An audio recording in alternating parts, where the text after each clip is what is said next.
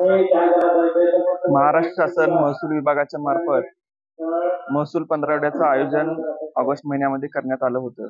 त्याच्यामध्ये दौंड तालुक्यात विविध शालेय स्तरावरती डोमिसाईल दाखल्याचं वाटप करण्याचं नियोजन आम्ही केलं होतं.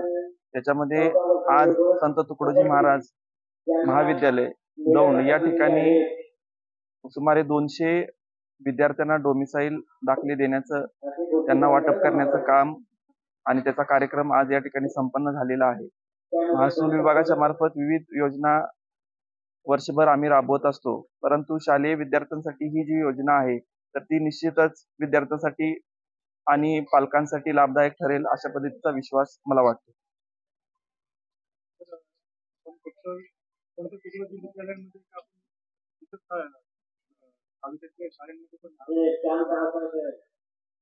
आपल्या तालुक्यात जवळपास 30 ते 35 महाई सेवा केंद्र आहेत आणि त्या महाई सेवा केंद्रांमार्फत विविध शालेय स्तरावरती आम्ही 8वी, 9वी आणि 10वी या वयोगटातील विद्यार्थ्यांना डोमिसाईल शालेय स्तरावरतीच देण्याचं नियोजन करण्यात आलं होतं आणि त्यासाठी लागणारी कागदपत्र संबंधित मुख्याध्यापक किंवा शाळेचे शिक्षक यांच्या मार्फत आम्ही संकलित केली होती आणि त्याच्यावरती प्रक्रिया करून आम्ही हे दाखले वाटप करत आहोत.